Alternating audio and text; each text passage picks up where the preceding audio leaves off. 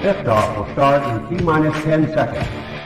10, 9, 8, 7, 6, 5, 4, 3, 2, 1. We have ignition. It's time! 17 seconds from Game 7 or from championship number 6. Jordan open. Chicago with the lead. Mike's got a piece of it. It comes off. The Chicago Bulls have won their 6th NBA championship. Tying run at second, 2 out. Palmero over the head of Jenks. Uribe charges, throws, out! And the White Sox have won the World Series. To the far side around the 8-yard line to Hester. Under it and to the middle with the 15 to the 20, breaks free to the 25 to the 30 to the outside. 40, midfield, 40, 30 in the coast, 20, 15, Hester 5. Oh! Touchdown!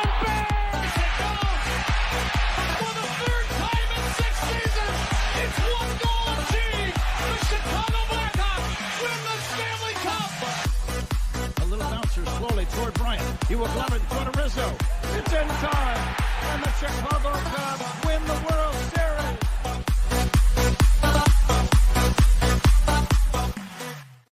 What up, what up, what up? Welcome to Shawn and Maya in the morning on this Hump Day edition. I'm your boy, the SuperBack, Shawn Sierra. Thanks for tuning in.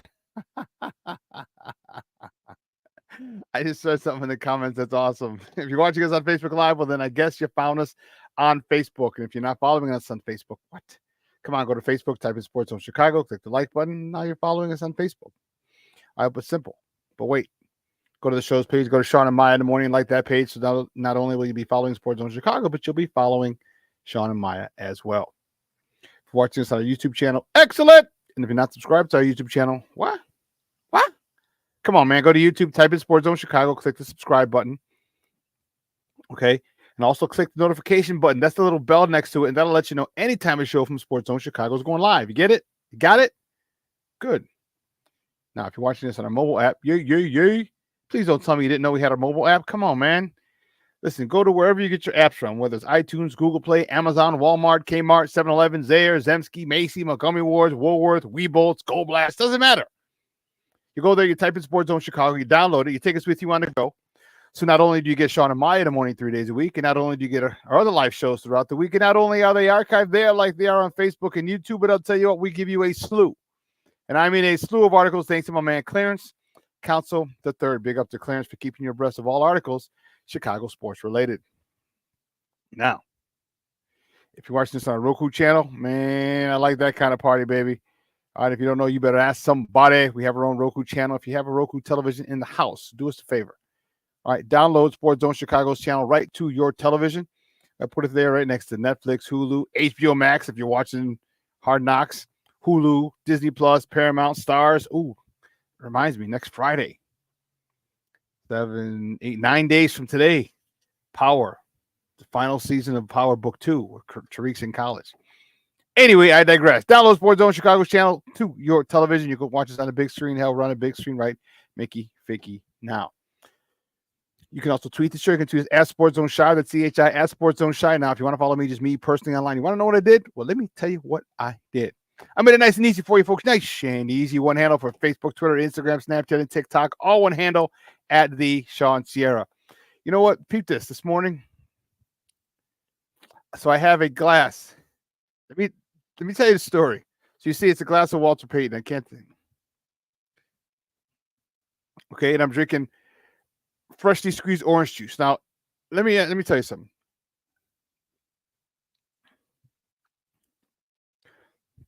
If you've never had fresh squeezed orange juice, and I would assume, because the demographic, everyone's pretty much over 30 in here, for the most part. I would assume everyone's had freshly squeezed orange juice. I would assume. All right. You know the old saying about making an assumption. You make an ass out of you an umption. But I would assume there's nothing like fresh squeezed orange juice, man. You know, Mariano's has it. And that's where I got this from Mariano's. There's just that taste. There's something about just fresh squeezed orange juice that's amazing.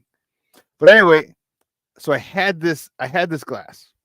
Okay. It's a Walter Payton glasses. And I use it for like when I'm out on the patio smoking a cigar, having some whiskey or some bourbon, right? And then one day I go and I see there's a crack. My mom had dropped it. She was doing the dishes and she dropped it. I was livid. Like, I'll do the dishes. Just leave it. I didn't notice it until I went to go grab it. She didn't say anything. And so for about a year, that cracked glass, say that 5 times real fast, was in the cupboard. I was like, I want to use it. And I filled it up to see if it leaked. It didn't leak, but I just didn't want to use Walter cracked. And so about 2 months ago, you know it, Jay Grizz, pulp and all. Yes. You got to have the pulp. I don't know if you can see it on the glass. The pulp's on the glass. I love it. Yes, Levette. I almost cried. And so I was just on Facebook and I was just looking up some bear stuff, you know, on Marketplace. Because you can get a lot of stuff. You just never know what you can find. And there's actually one specific thing I'm looking for, and this glass was on sale. It's for $10. I'm like, shut the front door. As soon as I saw it, I DM'd, direct message the person. I was like, hey, is that glass still for sale? Like, yes. It's like, I'll send you the money. Just hold it for me and I could pick it up whenever, but I want that glass. And she's like, no, you can just bring it when you pick it up. I'm like, are you sure? I said, I don't want anyone to get it. He's like, no problem. So I went and I picked up the glass. I've had this glass like a month and a half, 2 months. And the other one's still in the cupboard. All right. It's not out to pasture. But I was glad. And I said, would you happen to have a second glass like this? I'm like, I'll buy both of them. She's like, no, I only have one. She said, but I do. She said, I'm not a garage sailor, but antiquer. She goes, I go around the garage sales in different places. She goes, so if I ever find any other bear stuff, she goes, you mind if I, keep your number and see if you want it? I'm like, oh my God, yes. So if I get another one of those things, I'm happy. So this is the second time I'm using this glass since I got it. All right.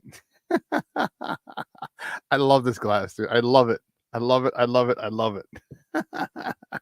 But anyway, man, we got a great show for you, but I need you to get interactive. So whatever platform you're watching us on, whether it's Facebook, YouTube, or our mobile app, leave a question or comment on that platform. It'll show up on the thread. We'll put it up on the screen. We'll incorporate it into the show. And that, my peoples, is what makes this the best morning Chicago sports talk show around. And that's you, baby. So bring them all. Questions, comments, smart ass remarks, because ain't nobody scared over here. So my man, Junior Armando Lara Jr., my man Junior, lived in Mexico. Whenever we went out for desayuno, that's breakfast, we always had freshly squeezed OJ. Ain't that something, man? I don't know what you mean, Brandon. Did the cut straddle? I don't know what that means. Did it break off or spider? I know what spider means, but I don't know what that means.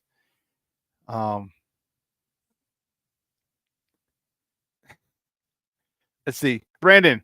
Hey, Brandon Schutz. Good morning, Papa. He says, hey, Shawn, do you want the Astros grass? I'm getting ready. Sunglasses if you want some of it. I don't. We'll see. But anyway, listen, we got a great show for you, man. I am fired up. My man Glenn Morgan is going to join us today at 10 o'clock. We're going to talk Bears football. Obviously, he's a Bears analyst for the soon to be defunct. Was it after this weekend? Yeah. Soon to be defunct NBC Sports Chicago. I think Marquee is going to have the official post game stuff now. Now that the NBC Sports Chicago is going to cease to exist. Wow.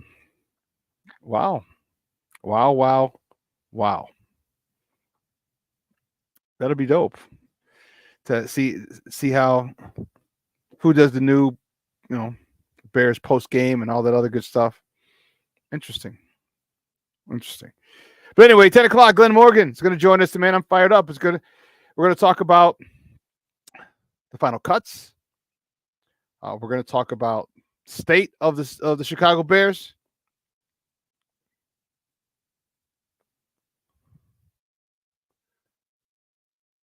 And we're going to talk about Hard Knocks from last night. Last night was a good episode. Touching episode. My mom was crying. I was like, oh, snap. Excuse me. Oh, Brandon says, I said, I got a ton of Astros cups if you want. No, thanks. I appreciate it, but no. We smacked that ass. My White Sox smacked that ass in the World Series 19 years ago. So, yeah, we're good. Cornelius Scalls, good morning, Baba. He says, to get fired up for the season, I've been watching Bear games from the 85 season. So I wonder, do they show tape of Peyton blocking? He used to destroy people. Yeah, he did.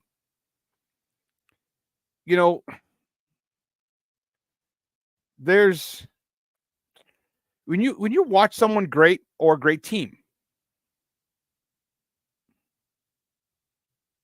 when you watch someone great or a great team, you look at the confidence that they have, the confidence, and the 85 Bears team had it. This team is getting it. So, Jay Grizz, SuperBack, always the ladies talking about our Cubs whenever they win. Oh, they won yesterday? Oh, yeah, that's right. We'll get to Cubs talk as well. Definitely going to talk about the Cubs. They're on fire. They're on fire just when they thought that they were going to let you down, and they go to work. I'm pretty impressed with what they're doing. So we're definitely going to get to that.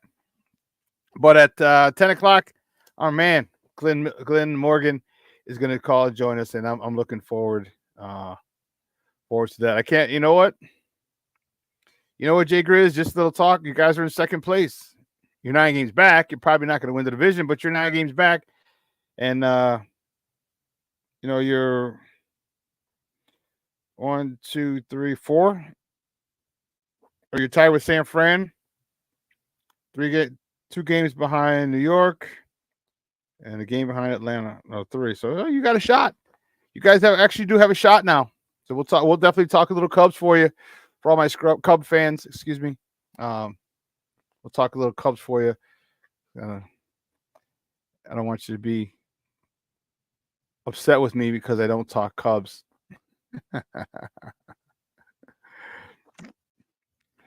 Yes, you are. You are 1 game above.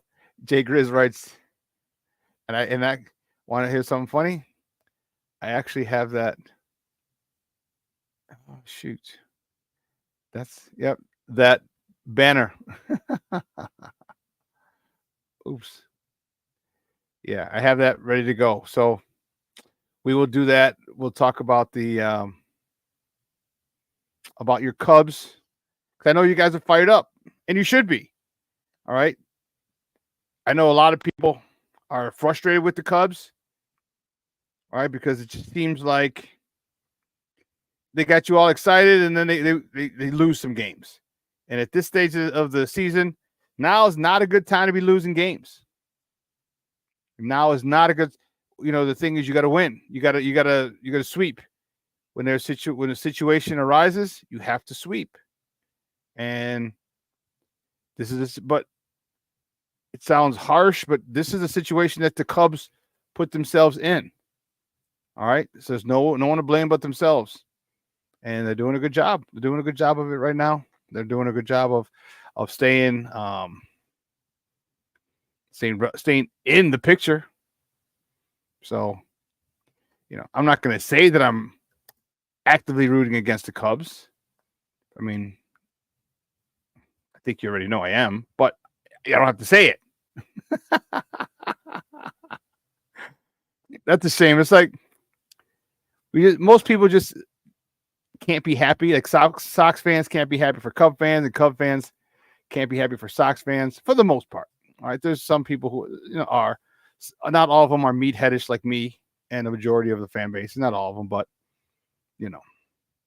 Anyway, let's get to it, baby. Let's get right to it because I'm anxious to talk to Glenn today, and it's gonna be good. So, guys, you know how we do the first segment of every show. It's called Top of the Morning. It won't come just when you want it.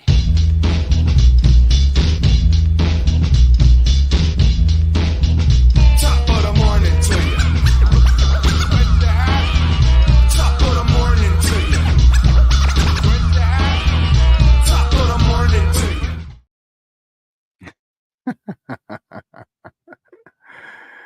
Let's see. Which way do we go? Which way do we go?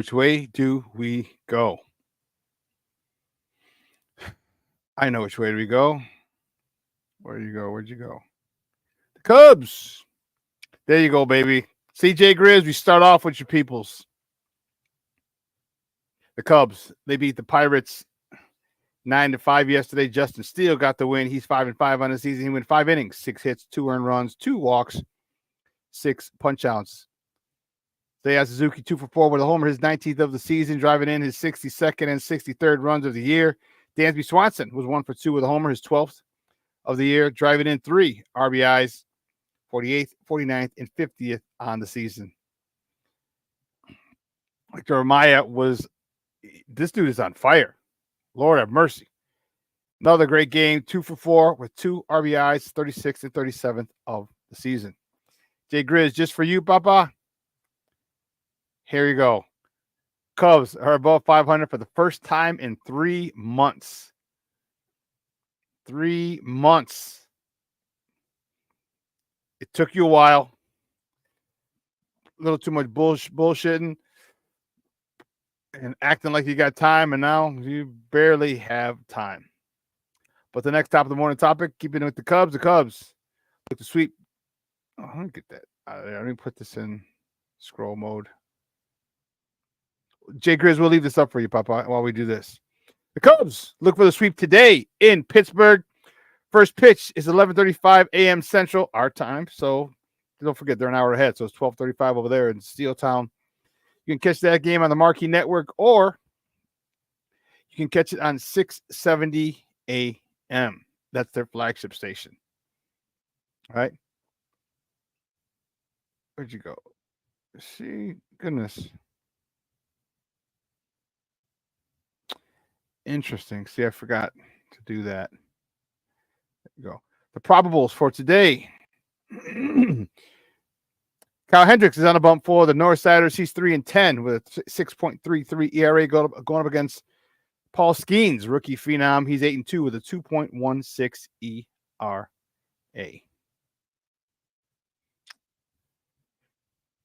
Good times for the Cubs. Cub fans are excited. They're happy. They're pumped up. I get it. You should be. All right. You should be. I think, you watch for so long, they are frustrating. And you can hear it from people who are Cub fans watching this show. And we'd talk about the frustrations that Cub fans actually had with the team. And I get it. Believe you me, I get it, because baseball is one of those things that a lot of relationships are born or forged. Let me put it that way. Through baseball. All right. Parents with their kids, friends growing up in the neighborhood. You know what I mean? And so when your team is bad, like it takes you back, and it's frustrating because many times you have good memories of that team, and not whether the team's good or not. It's like you get there, you'll spend time, like I'd go to Sox Park with my boys, or I'd go, or people would go with their parents or their dad or their mom, and they'd sit and cheer, and you sit in the old stadium. Well, Cubs is still an old stadium. Okay, never mind. But you sit in old Comiskey, or you go in the shower right in center field, and and you go to the old stadium. Remember having to walk up the stairs to the second balcony because that's the only tickets your parents could afford back in the day. Like all those build memories, So I get it. I get it when people get frustrated with your team because there's a lot of good memories involved with them, and the fact that they're not doing good now, kind of, it's bothersome. So I get it. I get it. So should we do this one or not? You know what? We'll skip because I was gonna do this top of the morning topic, but I was like, you know what? Let me do this other one. We can hold this one off until we get back from commercial. Excuse me. The next top of the morning topic. The Sky, baby. The Sky. They host the Washington Mystics tonight at Wintrust Arena. Tip-off is at 7 p.m. Central Time. You can catch that game on the Marquee Network. Now, the Sky really they got to get it. They got to get their act together. All right, they 1-3, if I'm not mistaken, after coming off the Olympic / All-Star break. They got to get it together. All right, they got to get it together. They're 11-18, I believe, after that tough loss to Vegas. And you can't keep losing games like that and expect to be relevant toward the end of the year. Goodness, I get my newspaper. I love my newspaper. Yeah, the Sky are 11-18. Not even 500. Man. They got to do what the Cubs did. Inch closer and closer and closer to the 500 mark.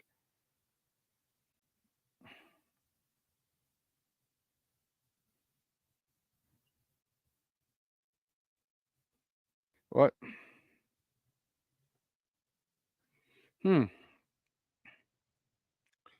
Let's see. Oh. King Booker World. Good morning, Papa. My squad is trash water. Trash water, so I'm putting cases on the Cubs. I didn't go through most of the people I didn't say good morning to my people in the chat. Let me do that real quick before we go to break. Because the chat is jumping. Lord have mercy. Yeah, jumping. We're active this morning. I like it. So Jay Grizz in the house. He said, don't ever say Puerto Ricans are late because I'm here early. You were here early, Papa. You're the first one in. I like it. I even wrote, I was like, Jay Grizz in the house early. Cornelius Squalls in the house. What up, Papa? Thank you for tuning in. I appreciate it. What's up? He says, what's up? He says, what up? Sports owners, we're all set to go for now, at least. Levette Lee's in the house. Good morning, Mama. Thank you. She writes, happy hump day, y'all. It is hump day. My man Armando Emeterio Lara Jr. My man Junior's in the house. Thank you for joining us, Papa. Thanks for tuning in. I appreciate it. And when I was laughing when it came on the air, so Junior and I played ball together. He was one of my offensive linemen. And we told a story about UNITY. So now you guys in the chat. So Jay Grizz. I saw Jay Grizz. He wrote, Armando, he goes, huddle up. And then Armando, like he did back when we were playing, he said, UNITY. Just something crazy, something silly. We're silly. We got jokes. We're funny. Yeah, funny how. That's how we are. But my man Plank is in the house. Good morning, brother. Thank you for tuning in. I appreciate it. Who else? And then Brandon Schutz is in the house. Good morning, Papa. Again, thank you for tuning in. I appreciate it. And then Off the Dub is in the house. He's joined us this morning. Thanks for tuning in, buddy. I appreciate you. Let's see what else. And everybody else is just exchanging pleasantries throughout the chat. And then King Booker World checks in. I like it. I like it a lot. Listen, I don't know a lot about a lot, but I do know this. More of the usual suspects will chime in as the show goes on. Off the Dub says the most beautiful city in the world. All eyes on us. Yes. Chicago is, especially in summer. And the summer's wrapping up, but you get the boats on the lake, you get the skyline. Man, dude. Man.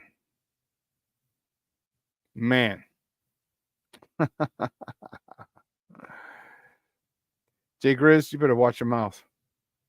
You heard Justin Fields and Russell Wilson might pitch for the Pirates. That's funny because they both played baseball. That's hilarious. But as I said, I don't know a lot about a lot, but I do know that more of the usual suspects are going to chime in as the show goes on. All right, so we're going to get ready.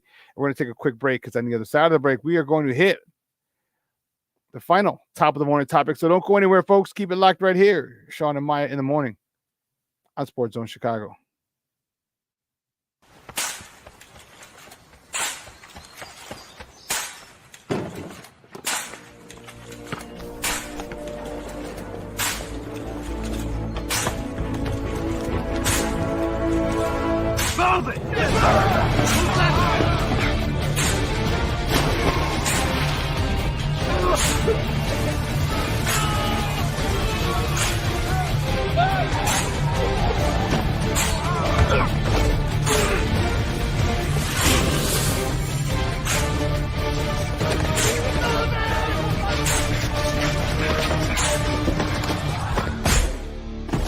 Many will hear the calling.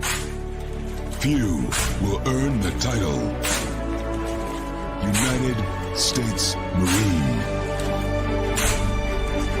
The few, the proud, the Marines. Hey, it's your boy, the SuperBack, Shawn Sierra, and be sure to follow Sports Zone Chicago on all social media platforms, on Facebook, Instagram, and our Roku channel. You can find us at Sports Zone Chicago, and on Twitter, we are at Sports Zone Shy. Also, be sure to download our mobile app so you can take Sports Zone Chicago with you on the go.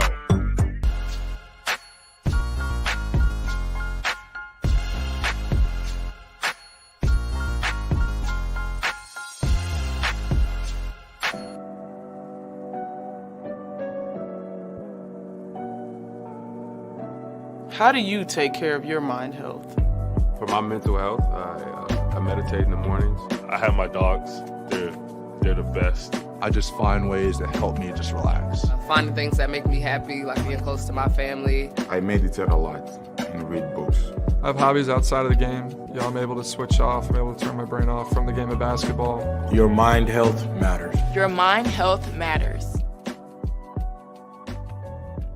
We are looking for a few heroes, mentors, trailblazers, innovators, a passion to change lives, spark curiosity, open hearts, and awaken minds, help students answer the question, who am I? This could be your calling, but this is no job. It's the journey of a lifetime. Be a hero. Be a teacher. Mental health and learning disorders don't discriminate. 17 million children and adolescents in the United States live with disorders like anxiety, depression, ADHD, and dyslexia. Less than half get the help they need to thrive. Help the Child Mind Institute change these children's lives. Visit childmind.org.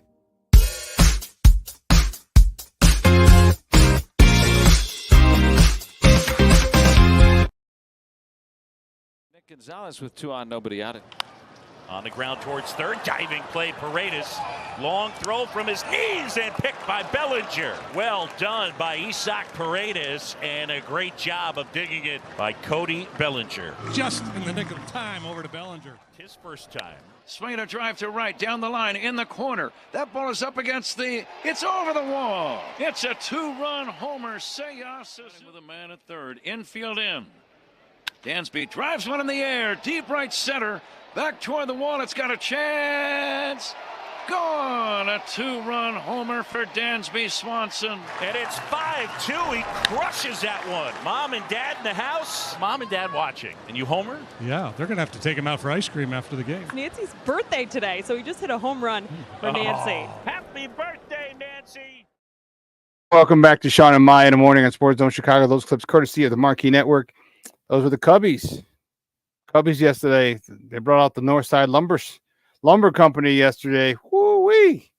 Couple of home runs yesterday in a victory. What was it? A 9-5 win yesterday. Working 9-5. Is that what it was? 9-5 over in Pittsburgh. As I said, looking for the sweep today. And so right after the show, the game starts. So you'll be able to, if you're home or you're not working, you'll be able to, or if you are working, you can check the radio. Listen to the radio, or I guess online. No one listens to the radio anymore. All right. But keeping it moving, the next top of the morning topic. Let's go. Which was the White Sox. The White Sox game against the Texas Rangers was suspended yesterday due to rain and will be made up today as part of a doubleheader. Let me tell you something. Here's something that was really, really, really funny. Well, I don't know if it was really funny. Let me rephrase that. So the game got canceled, or I should say postponed. All right, due to the rain. Okay. Now, yesterday was the hottest day of the year here in Chicago. If you're not in the Chicagoland area, it hit 99 degrees yesterday. All right. It was really, really, really hot, obviously. Okay. But a lot of times what happens with those extreme heats is that it can cause some storms. All right. It can cause storms. And there were some crazy, crazy, crazy storms yesterday. And so we're thinking about looking at it like, wow. You know, it came down, and in the White Sox game, Garrett Crochet was on the bump. He got 4 pitches in. 4 pitches in. So he threw 4 pitches yesterday in the game. So I don't know what the Sox are going to do today. All right, in game 1, Andrew Heaney is on the bump for the Rangers. All right, he's 4-13 with a 4.04 ERA. Going up against Chris Flexen for the White Sox, who's 2-12 with a 5.34 ERA. Game 2. All right. Jack Leader is on the bump for Texas. He's 0-1 with a 16.39. Ouch. 16.39 ERA against TBD or TBA to be announced. So Sox, we don't even know who the Sox are going to pitch. And my question is, why don't you just pitch Crochet? But there's already, they might shut him down. They might shut him down. And that sucks. That sucks.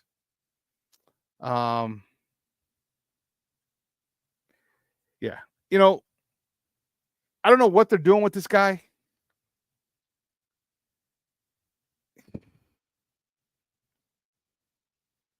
So according to Sun Times, Daryl Van Schouwen, who covers the White Sox, he said, so in the clubhouse, again, according to Daryl Van Schouwen, he says, interim manager Grady Sizemore said a shutdown, quote, could be a corner, unquote. All right. But the senior advisor pitching, Brian Bannister, said that I think he's going to continue to pitch, even though it's an abbreviated sense right now. So I don't know what they're going to do with this guy.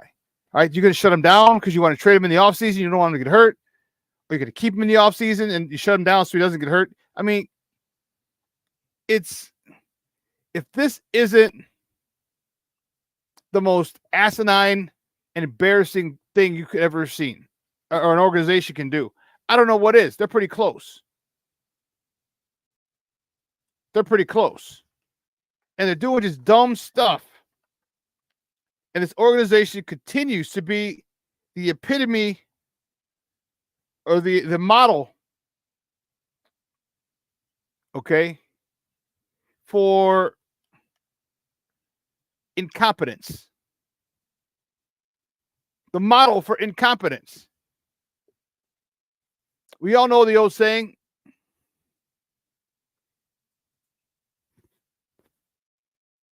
doing the same thing over and over and expecting different results. It's what the White Sox are doing. Or maybe are they expecting different results?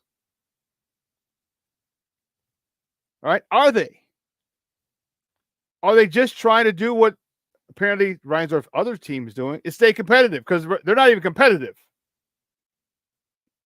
But are they trying to get back to that just competitive state so people go? I don't know. So I got an email. And I didn't know how to respond to it. So my cousins and I were planning, we were supposed to go to a Sox game. We were going to get a suite. It's just a thing to get all the cousins together. It's a little cheaper, the Sox. Easier to get tickets than the Cubs because most of my cousins are Cub fans. But they said, yeah, we'll meet. And then they're like, I don't even want to go to the game. Like, why would I go to the game when they're going to get blown out? Or they're going to lose. It's going to be a shit game. And I'm like, I get it. I'm like, but it's a cousin outing, that whole thing. My mom is one of 10 siblings, and 8 of those siblings are gone. Okay, so it's just her and my Aunt Monica. I'm like, let's keep our generation, pretty close. But I understand, like, they don't want to spend, it's going to be like $150 per person. And like, man, I don't want to do this. So I got this email saying, hey, are you still interested in a suite? Blah, blah, blah, blah, blah, blah. And I was like, I didn't respond yet, but I'm trying to figure out how to respond nicely. But like, if I was talking to the guy, I'd be real, because you can understand tone. You can understand. I mean, you hear tone, so you get it. I don't want to send an email where tone is not noticeable, because I'd say, hey, look, I got, they decided against it. They decided, the product, they didn't want to pay all that money to see a team most likely lose. All right. They just didn't feel that it was worth their investment, time-wise or monetarily, or financially, to come to the game for what the product on the field is. And I think he would have understood it. And maybe if I sent the email, he might get it as well, but I have to send it. Not have to, but I'm going to send an email back and just let him know that that's pretty much it. Because no one's paying $150, $270 to go watch the White Sox. Crazy. It's a mug. Oh man, I'll tell you, that's something else. Anyway, the next top of the morning topic, the Bears. The 4th episode of Hard Knocks with the Bears aired last night. And man, oh man, was it good. The they went more into the personal side because it drew out. Man, Moms was crying. All right, I love how they're focusing on the players, and they focused on a couple of good ones.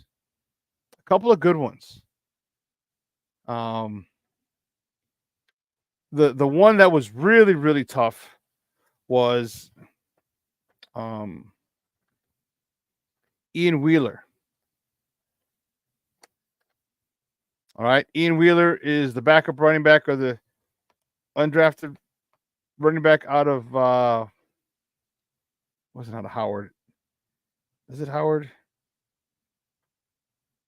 Anyway, dude runs a 4.3. He runs hard.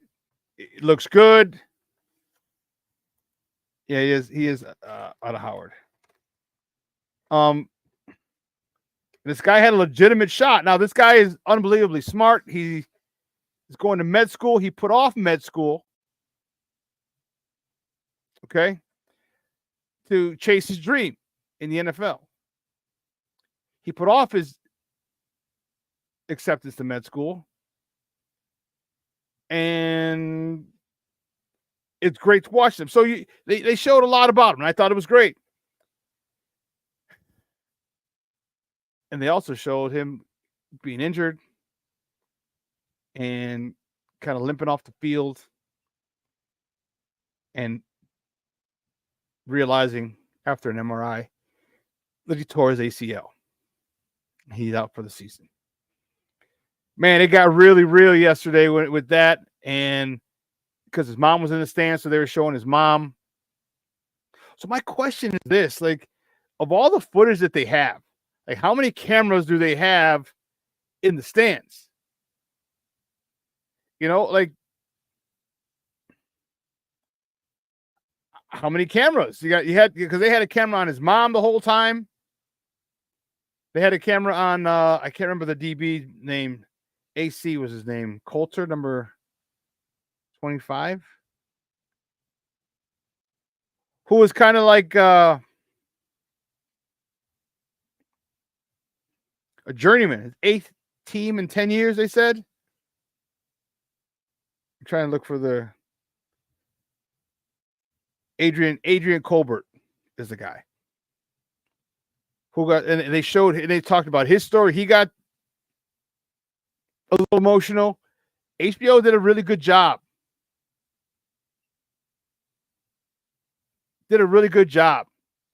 And you know, Adrian Colbert, I said he was 9. Before the game, he said he was excited. He was going to play a game. I guess it was a championship game. He led his team to the championship, and he went to go ride his bike with his equipment on. And he said, and he explained it. He said, I went through the stop sign. He goes, I didn't stop at the intersection. He said, and there was a lady who didn't stop at the stop sign, ran a stop sign, and hit him. He had his full equipment on. Said he was in a coma for like 2 weeks. Crazy, crazy, crazy story. And you talk, and he got a little emotional, and had to take a second to regroup. And it was something like you said, and to see him, he was just like, and they said he would never play again. He literally almost died. And that was a crazy story. Then you saw the Wheeler thing. And King Booker World, you hit it on the head, man. King Booker World said that Wheeler clip, the Ian Wheeler clip with his mom right in the fields. Because that was a hug. If you saw it, you know what I'm talking about. No, Brandon, it's on HBO Max. That's where the Hard Knocks is. But the hug that Ian Wheeler had, because his mom was fired up. She had his jersey on and everything. 33 Wheeler in the back she was wearing. She had her hair did. I loved it. just supporting her son, and that hug, King Booker World, I feel it. My mom was crying, it was tough. That hug was long, and that was a frustrating hug. That was a hug of sadness, of dejection, of frustration, and that hug literally was for about a minute, maybe a minute and a half. Yeah. If you've ever hugged, I've hugged people that long, and it's usually been at like funerals. I've had a good 45-second, a minute hug with somebody, a good friend of mine, and their parent passed away, and that I know that they were very close to, and I hadn't seen them in a while, and they looked, and we'd go back, and that hug just for you talk. The reason hugs are awesome because you transfer energy, all right, with people, and you could see the sadness that he had. Try not. He felt like, I don't think he felt like he let his mom down, because we either didn't. He did everything, but he wanted to make this team, and he was sad. And then his mom was a strong one. Just she had him, and I think the one thing she said was, God's timing, or or something like that. And it was great. It was great, and it goes to show you that the humanization of players. Because a lot of people only care about players because they're on their fantasy team or because they play for their favorite football team. And they look at them, they consider them,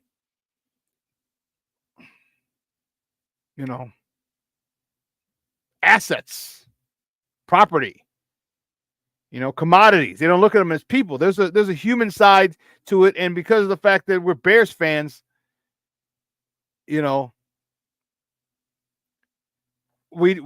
like every other fan base tend to do that as well. James Ford in the house. Good morning, Papa. Thank you for tuning in. And I love how HBO does it, and it brings that human side out, because Ian Wheeler has to. I think Ryan Poles did a great thing. This is why you love Ryan. I love Ryan Poles, and I'm sure it's a reason why a lot of other people love Ryan Poles. Is that he's like, we're going to put you on IR, so you can still, but you're going to be with the team. And he goes, if you ever need anything, he goes, the door is always open. My phone's always on. So if you need anything, come. He goes, I don't want you to get stagnant mentally, because I want you around the team. I want you around the players. He goes, and he told him, the whole staff was rooting for you. And that was great. All right. When you see stuff like that resonates throughout the NFL. Believe you me, when it's free agent time and free agents have a choice of where they're going to sign, that goes a long way. Seeing what your GM said to that young man was awesome.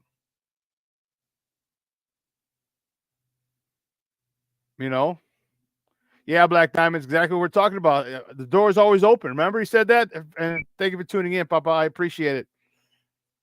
Said the door is always open. My phone's always on. Don't be calling me at 2 a.m. and shit, but you know what I mean? And yeah, that's a lot. That means a lot. And not only did he hear that, but guess what? Millions and millions of people around the world, especially in the NFL world, saw that. How he takes care of his players, looks after his players. That's dope. To me, that's dope. So, and then moving on to the next top of the morning topic. The Bears trimmed their roster to 53. Woo, Charlie. There were some interesting selections or people who remain. Let's go through it quickly, and then we'll go to break. by the time we get through it, we'll go to break and it'll be time for our guy Glenn. This is from the Chicago Bears. Let me get this out of the way so you can see it. So the quarterbacks, Caleb Williams and Tyson Bagent. I don't think there's any surprise there. I think Austin Reed may be a practice squad player. I think Tyson Bagent has looked so freaking good. He has looked so freaking good this preseason. My goodness. Here's a young man full of confidence and his ability, calmness, leadership. I love it. Love where Tyson Bagent is at. Here we go. Wide receivers and running backs. Wide receivers, DJ Moore, Keenan Allen, Rome Odunze. They kept Tyler Scott, Velus Jones, and DeAndre Carter. Now, I don't know if they're going to, if you want to classify Velus Jones as a wide receiver. I don't know. But the running backs are DeAndre Swift, Khalil Herbert, Roshan Johnson, and Travis Homer. But we remember that Velus Jones has been working with running backs, and I think that kind of solidified his spot on the team.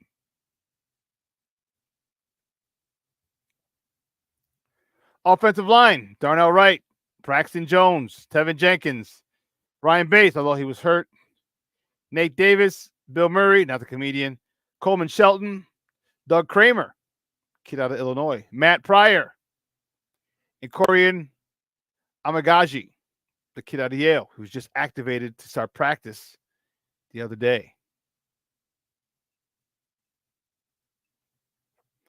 Really, Cornelius, you are all in on this 2024 Bears, man. Cornelius Squall's right. This team doesn't have the record yet, but I feel this is the most complete Bears team since '85. Yeah, I disagree with you. I think the 13 team?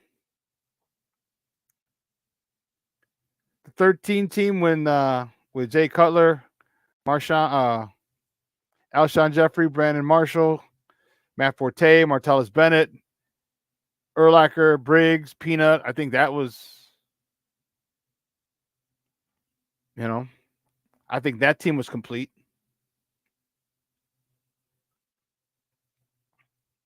I definitely think that team was complete. But I hear you. I understand what you're saying.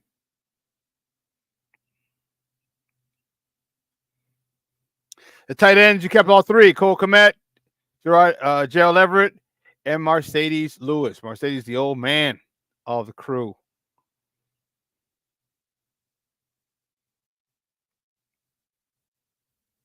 And then defensive line, Montez Sweat, DeMarcus Walker, Andrew Billings, Darrell Taylor.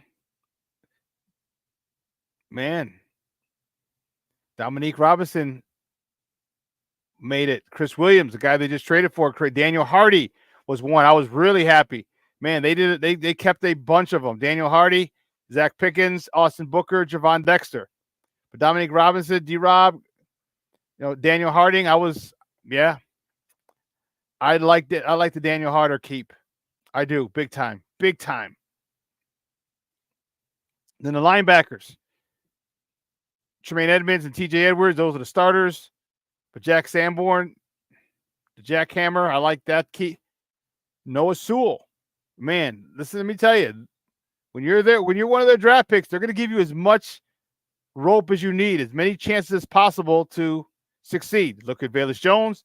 Now Noah Sewell. Noah Sewell, man, had been injured a lot. You also had Amin Bemiga. I'm screwing up his name. I apologize. But kept him over Micah Baskerville. I'm talking Noah Sewell. They kept him over the Micah Baskerville. Yeah, they're going to give you a much longer rope if you're one of their draft picks. And I like Noah Sewell. But I'm not saying that he didn't deserve it. I like it. I want him to do well. I really, really do. And then we'll finish up.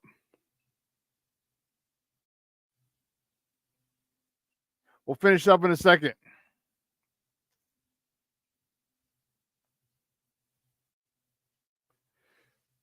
Sorry about that. All these crazy things are happening. Here's the DBs. Jalen Johnson, Jaquan Brisker, Kevin Byard, Tyreek Stevenson, Kyler Gordon, then Jonathan Owens, Mr. Simone Biles, Elijah Hicks, Jalen Jones, Terrell Smith, and Josh Blackwell. What was tough is that the Reddy Stewart, man, I was hoping he could stay because that boy is a ball hawk. But I think he's definitely eligible for the practice squad. And then the specialists, Cairo Santos, the kicker, Torrey Taylor, the punter and the holder, and Patrick Scales, the long snapper. Crazy, crazy, crazy. But some of these guys are going to be back. My man, Kari Blasingame was released as well, but they're expected to sign him. I think they're going to put one of the linemen on ER or IR and bring Kari Blasingame back. I think that's a smart move. He's going to be a huge part of this offense moving forward. But here's what I'm going to do. We got to take a quick break. On the other side of the break, we're going to welcome my guy, Glenn Morgan. You're a damn fool. Why does Cairo Santos look like Robin Thicke? King Book of World coming out firing. Bang, bang.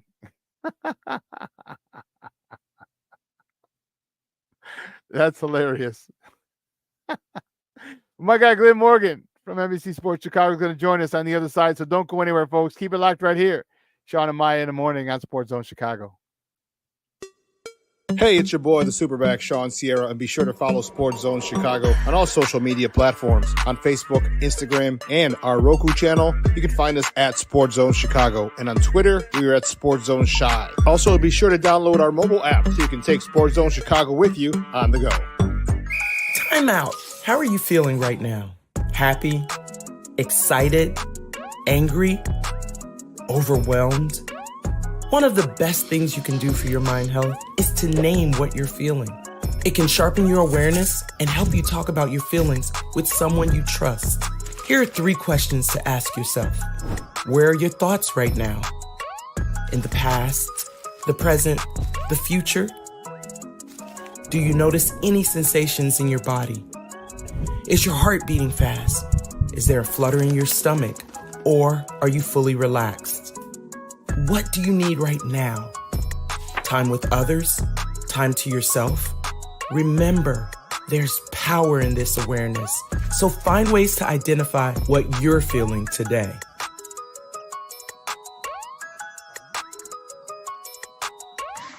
Hi, guys. Hey.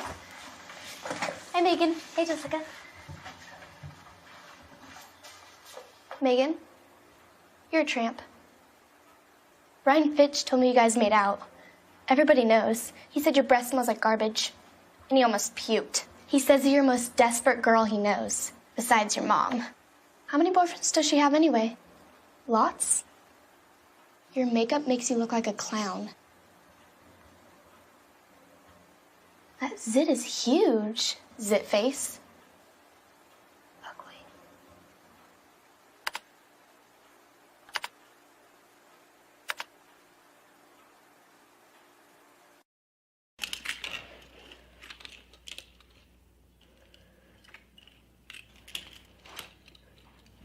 Hey, bud, what you doing? I'm playing with cars.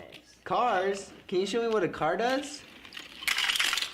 Whoa, whoa, whoa, whoa, whoa. Hold on a second. First of all, this is a school zone. So you need to put down your cell phone, stop texting, and let's get to driving. Now you're coming up to a stop sign, right? You need to slow down and stop before you hit that Y line. I want you to look left, right, left. You don't want to get hit by a car going on your left, and to your right to make sure you don't get sideswiped by a guy coming from your right. You're coming, and you see a crosswalk. You better slow your horses down, because the #1 rule of driving is always yield to pedestrians. Now stop, pull over, and you are done driving. Gosh, what do they teach you kids in school nowadays?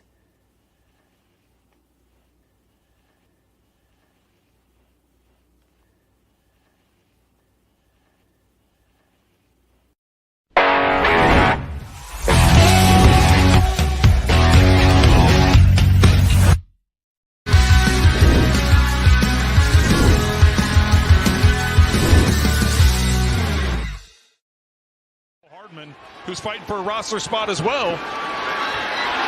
Picked off. Red zone turnover there for Oladoke and Reddy Stewart with the interception. 1,209 yards and 8 touchdowns. This time, no place to go. It's going to be a loss of a yard on the play. Oladoke and blitz is coming. Moving to his left, now to his right. He's going to take off, throw it downfield. Tony's there. But broken up at the last possible second. Inside, and now that he's bringing pressure. Ripping up the field, looking for Scott. He's got the football. Tyler Scott. That was a gorgeous throw there from Rippin.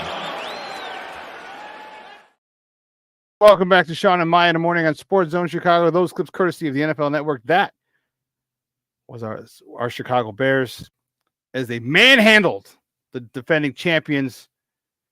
Spank that ass. Spank that ass. I was like, yeah, baby, baby. Our second team and third team is better than your second and third team, Mother Hubbards. That's what I'm talking about, baby. But that was good to see. The one thing that I did like to see, and I'm going to bring Glenn in a moment, but the one thing that I love to see, and I'll talk about it, I actually said it before, is I really liked the intensity that the second and third team played. I know a lot of it had to do with trying to make the team, but man, you're trying to score, you're trying to win, you're trying to show out, and I loved it. I loved how the intensity didn't drop off. All right, it was on point from Jump Street. For those of you who may not, the intensity was there the entire game. And I loved it. All right, you're looking for guys who are trying to fill their NFL dreams. You're looking for guys trying to maintain their NFL dreams.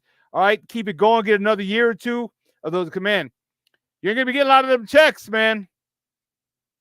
You know, you leave the NFL, and I'm not saying it's impossible. I would never say that because it's very possible. But, man, you ain't going to be getting 10, 12,000 a week like you do. I think it's 12.5 for a practice squad player. 12.5 a week. You better have a good-ass job or learn how to trade stocks or get some crypto or something to make $12,500 a week. So the intensity was there, all right, but also pride in that unit, like the offensive and defensive unit. The defense, whoo, you know, they want to be part of that special defense, which is why they showed out. Reddy Stewart, man, they know, you know, they're going to reach out to him and say, you're on the practice squad. I just hope no one plucks him.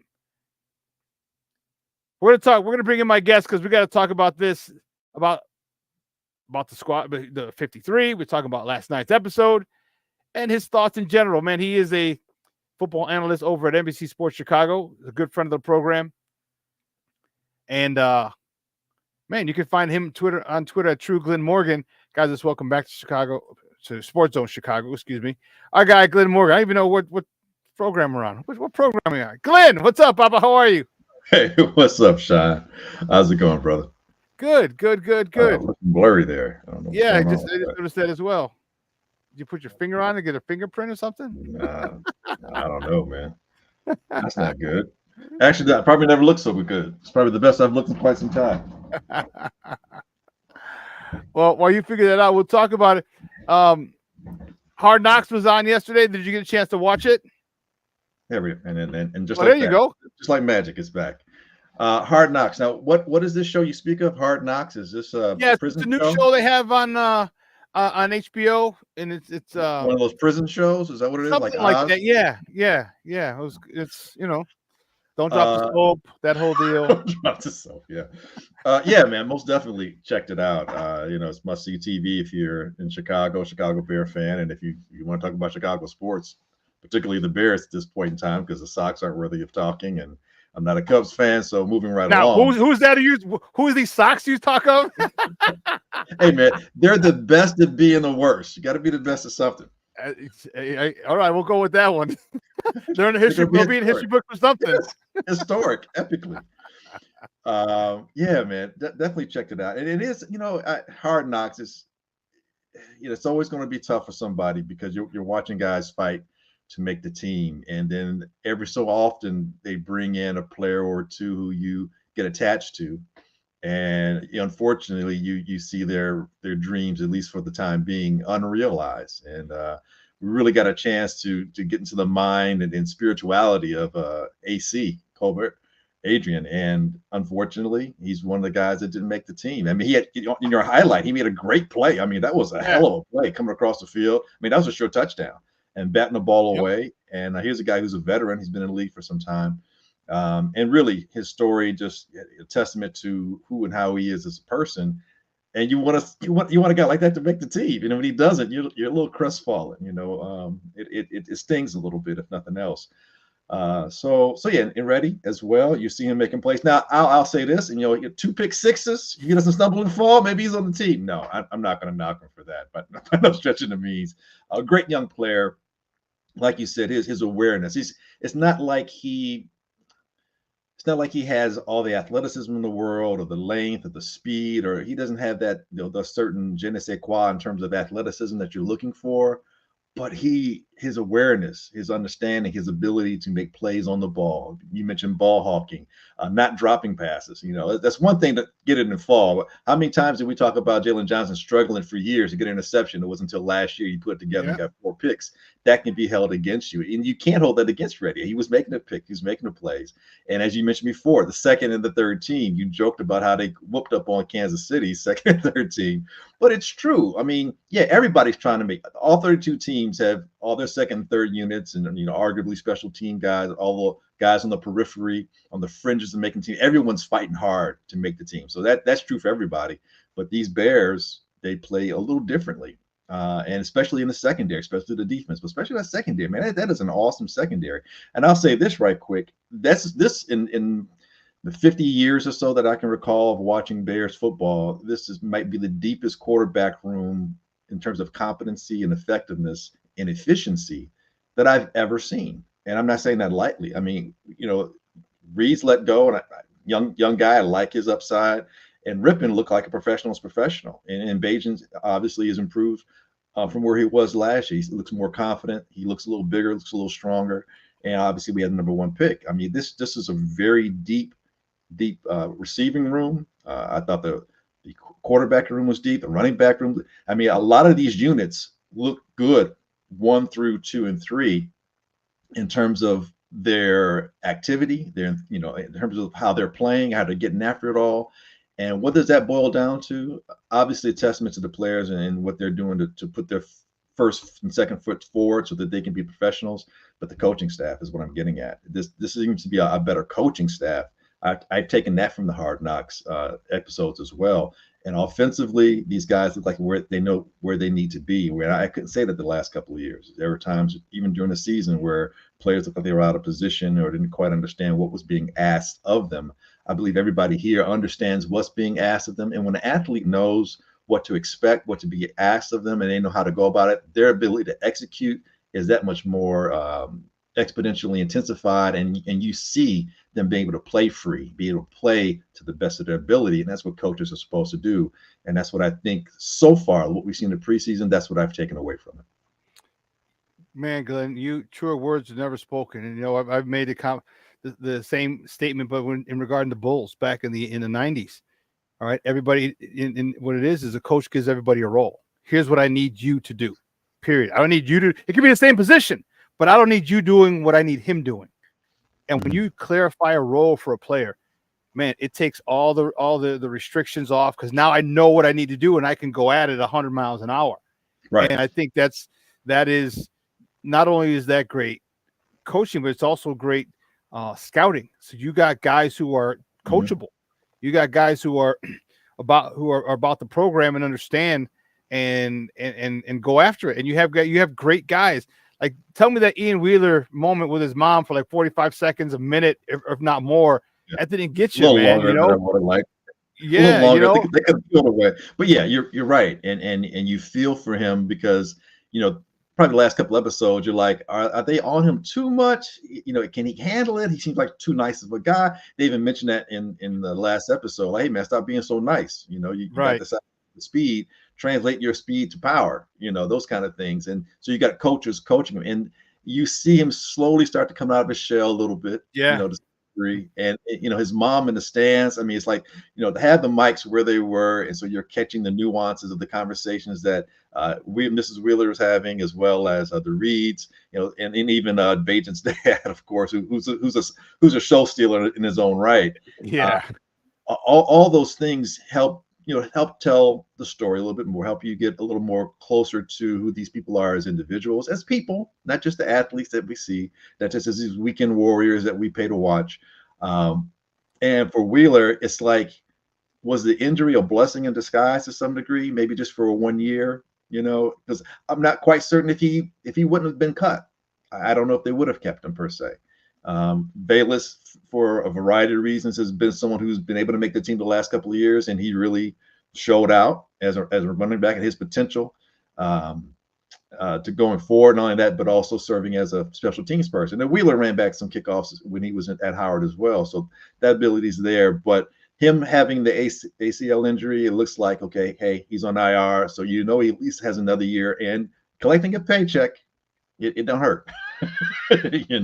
Bingo. Well, his paychecks might be that way. He's going to be a doctor, so his paychecks, right. He might see something like 10 grand a week if it ends up being a doctor. Right. So, right. But it did show. I liked the way Ryan Poles came across when he came and just said, the door's always open. My phone's always on. He goes, I don't want you to get mentally stale. He goes, right. I want you to be around the guys. He goes and give you another crack at it. And he talked about, the whole staff was rooting for you. Like, that's the type of stuff. And I don't know if you caught that, but like, that resonates. Not only did we watch it, but millions of other people around the country and other players are going to hear about that. So I'm thinking, when if I'm a free agent, do I want to go to Chicago? Well, look, this is the kind of GM that I'm going to be playing for. Hold on, player. This is the kind of guy I think I might want to play for. You know what I mean? So that goes a long way, especially since we haven't had the best history of bringing free agents. We had a decent, but man, finally Chicago's the destination for people, where people want to come here, and it hasn't been like that in a long, long time. So it was, hats off to Chef Poles. He's cooking as always, and I was really, really, loved what he did with the Ian Wheeler situation. But are you okay? Let's go to the quarterback room. Let's talk about some of the cuts. All right, we talked about Reddy Stewart. All right, the youngster, the kid is a ball hawk, and my guy Nomad was telling me about it before the draft. He's like, we got to get this guy. This guy's good. And I watched some film. I'm like, oh wow, okay, I like it. I'm like, but can he edge his way in? Can he elbow his way in that room? Because like Ryan Poles said, it's gonna be tough to make this team, and he didn't make it. Any thoughts on him? Practice squad guy, or is he going to be on a practice squad for long? Yeah, that's the thing. I referenced earlier that he's a person who, although athletically doesn't blow you away when you look at his physical attributes, when you watch him play, he knows how to play football. He's a football player. He's a gamer. Yeah, a football player, yeah. And he's not out of position, and that's very important, especially for a young player. It's easy to get out of position especially when you're not getting the reps per se. So yeah, I think that's definitely someone the Bears should have on the practice squad. But to your point, is he going to stay there long? Here's where Hard Knocks might work against you, because everyone else kind of casually gets to watch it, where they may not have been paying as much attention. Excuse me. They may not have been paying as much attention if they're casually watching the show. It's like, oh, man, I got to stick out a little bit, Same thing with Colin Johnson. I mean, I like the way Colin Johnson played early on, and it's just, other guys that the person's not on the squad, Wheeler, the injury is probably going to preclude anybody from taking him, but he's got upside too. So yeah, I mean, I guess, what it shows is that the Bears are doing a better job of bringing in the type of talent that can make plays, that there's a certain type of player that plays with awareness, plays with intensity, and a player that physically can do the things that they ask of them to do, even though they may not necessarily have the size. So if you don't have that size, I'm not going to have you play head up against this person. Maybe I have you playing, in the slot, or maybe I have you playing somewhere where you're just coming on third down if it's defensively, or if you're a running back, or if you're like Velus Jones. I'm not going to have you running between the tackles. That's not your strength. I don't need you to do that I need you more on the perimeter, So we're starting to see now where there's a plan, and you're starting to fill in players to fill out that plan. And that's what you want to see. And that's the progression that, we wouldn't see. This is what becomes, when we talk about sustainability, this is what we're talking about. You're able to find these players. You're creating a culture. I'll use all the buzzwords: sustainability, culture, But this is what you're doing, and this is what this looks like. And this was something that we haven't had. Even back in 2018, what we had was more of immediacy, not sustainability. And we had the immediacy of a good season that was not sustainable as it bore out season after season. Here, we look like we're moving in the opposite direction, which is the trajectory that you want to go in, where you are building something that was more foundational. There's a lot of ways to build a sandcastle, man. We've talked about it before. Everyone's had ideas from, trading picks to getting a horde of picks, or doing what we're doing now and building around a number one pick. And there's different ways to build a sandcastle, but regardless of whether you're building a sandcastle or you're building an apartment, whatever the complex is, the infrastructure, you want to have a sound foundation. And I think that's what Poles is establishing. And I would say it's close to being established, but it's still in that process. But it's a lot more foundationally sound than we've seen over the last decade or so. And that's a testament to him being patient, being observant, being meticulous, his coach, his scouting staff, the whole staff down. You mentioned all the names, but that's when you have a good organization. As the hockey people, all my say. Canadian people, yes, but it is that, and that's when you become organizationally, effective, and then that's when other people start seeing where you're being successful, and they start mining the people that you've developed, and then that's the way the NFL is structured now. That can also still benefit the Bears in the long run as well. So yeah, man, everything is right now, trajectory wise. I said before, projecting the Bears to be a competitive team, a playoff caliber team, or playoff challenging team. And then you get to the point to where you're a consistent playoff team. And then you have the point to where you're a Super Bowl contender. It's very rare you go from we suck to Super Bowl contender. and then if you do, be wary of that, because how sustainable is that? Because you got there really quickly, you can just as easily fall back just as precipitously in a negative fashion. So yeah, man, I like what Poles is doing. So even if there's through attrition, because football is such an attrition-related sport, and I've always talked about, I'm still concerned about the depth, especially on both lines. But even with that being said, if there is a quote-unquote setback, you don't expect it to be one that's a precipitous fall. It's not something that's you can just fall off the precipice of the mountain and be like, I didn't see that coming. There are several branches before we get to the bottom. Right. And that's because you built it along, and that's great, man. And hopefully we can see some fortuitous wins. I mean, that's not going to be an easy schedule. The NFL schedules, they look easy on paper, and then when you start playing them, they look more difficult. Sometimes they look more difficult, turn out being a little bit easier than you thought. Again, injuries play a part when you catch a team. All those kind of things come into play. But looking ahead, I don't think there's any team on our schedule that we cannot beat. And conversely, that means we can still possibly be beat by them as well. But it feels so much better going in knowing that, okay, I don't have to count all of these as losses. Like last year, okay. Last year you win and you're like, oh, that's a loss, that's a loss, that's a loss, that's a loss. If this goes well, if we catch them here, you start, parsing where you're going to get your wins. Here you go in saying, all right, the Texans game, that looks to be the most difficult early on. And then later on, you say, okay, maybe Frisco. And then you're like, maybe the division because it's late, but we know we can compete. As opposed to last year, we were like, we should be able to. Now we're like, no, we know we can compete. We know that. So yeah, man. I probably asked a short question. I took like a 17-minute answer for you to it, but that's why you bring me on and just talk. That's exactly why I bring you on. The other perspectives. And I'm tired of hearing my own damn self talk. Yeah, and you know what? And you're right. I like the fact that there is no for sure loss. Like, I think the Texans might be the toughest, and we'll probably lose that. But I can see us winning that. Yeah, I can easily see us winning. I can see our defense snapping. I can see us getting the CJ Stroud. I can see a pick or two. You know what I mean? I can see all that. Special teams. I see all that. So we didn't have that last couple of seasons. We're like, like you said. We'd have to say, well, this and this and this and this and this and this go right, then we have a chance. Now it's like, no, if our defense shows up, as long as the defense gets off the bus, we got a shot. Exactly. Literally what we say. As long as we got, and you talked about the depth.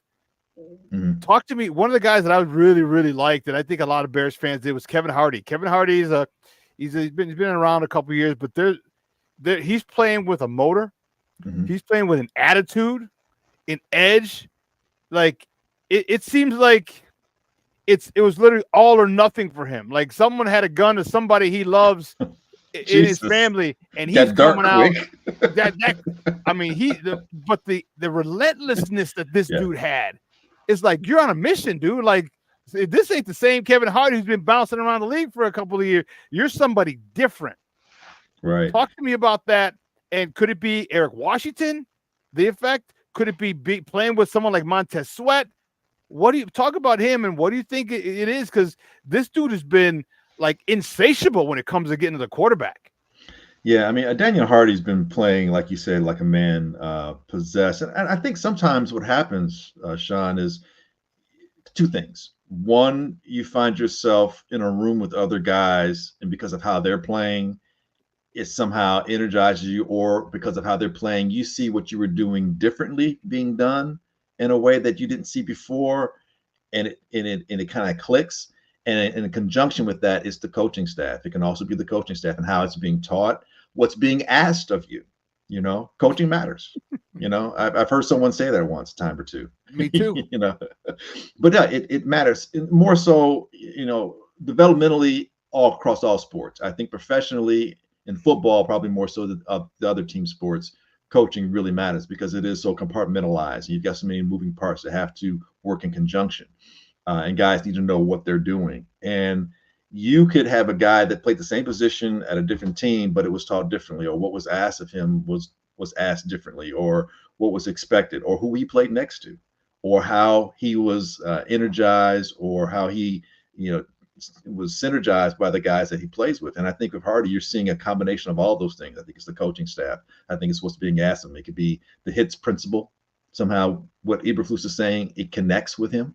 Mm-hmm. Maturity, and not saying that he's immature, but just growing into your role as a professional, and all these things can coalesce, and it hits at the right time. It's not rare. I mean, I shouldn't say it's not rare. It's not unheard of for players 6-7 years into their professional career, all of a sudden it clicks and they become monsters.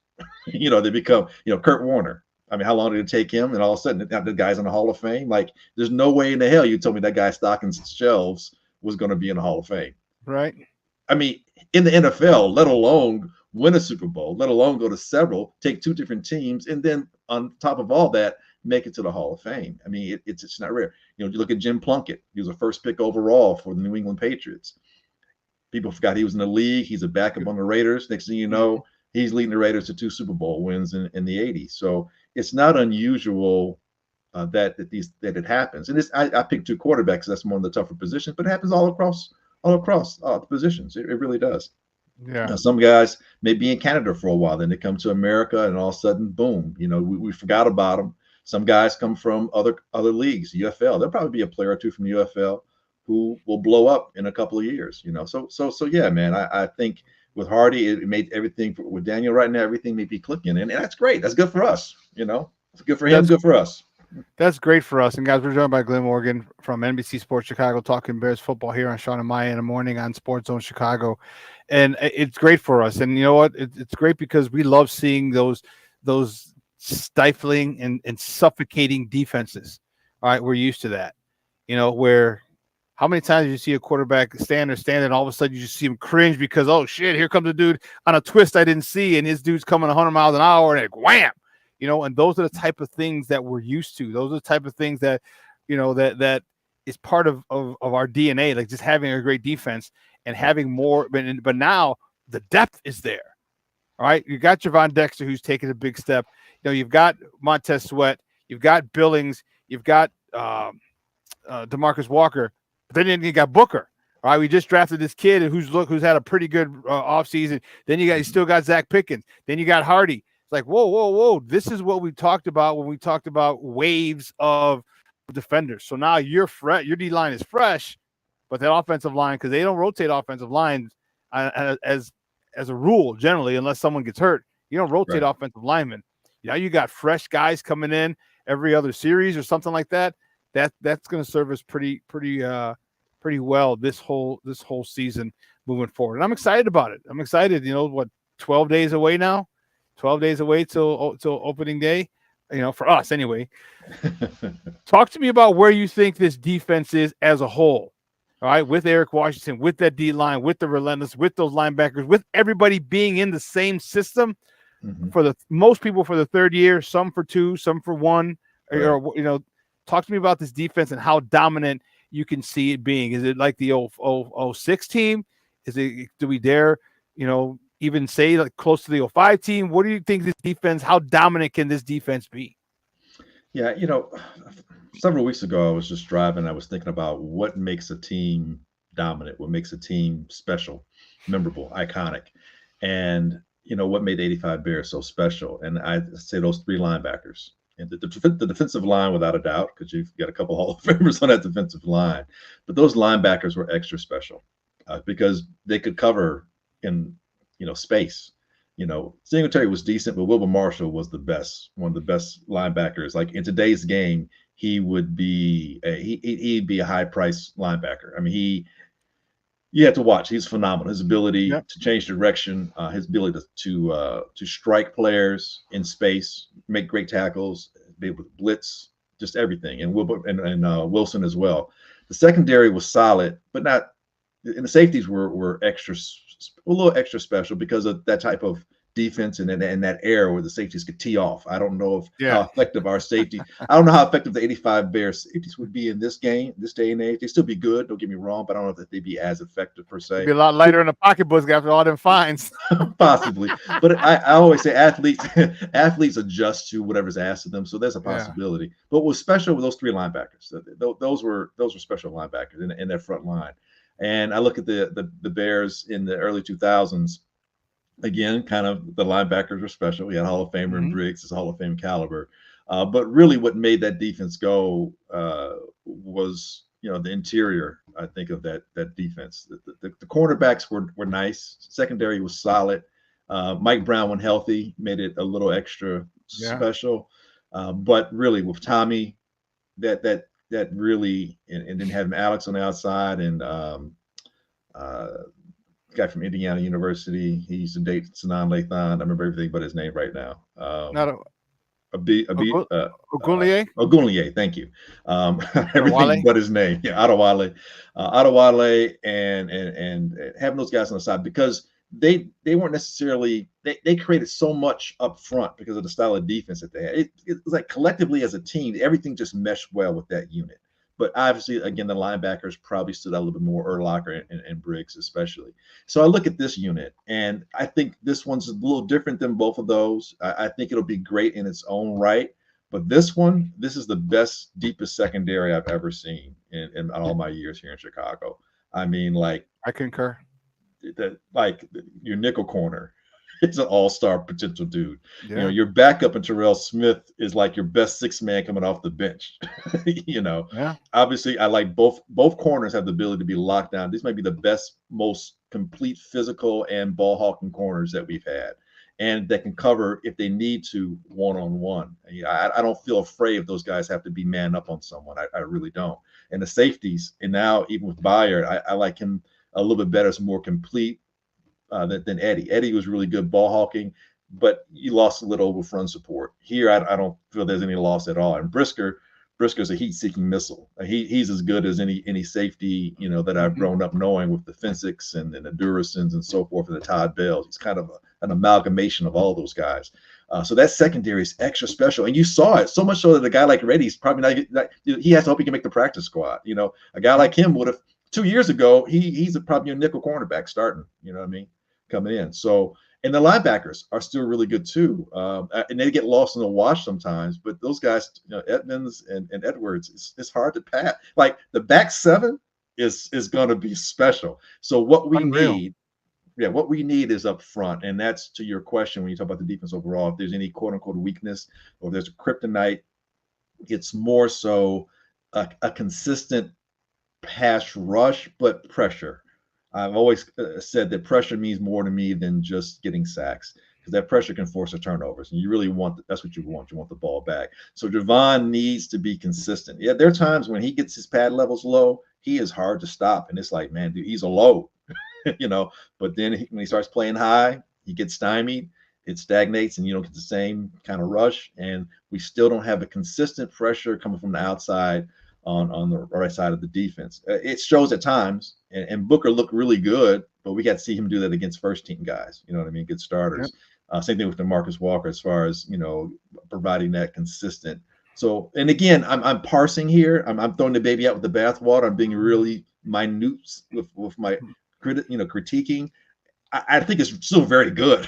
I think everything I said, even with the fact that you have to be so picky shows how much talent we have. Like, we got to find something, because it's just in our nature. We got to find something to bitch and moan about and critique.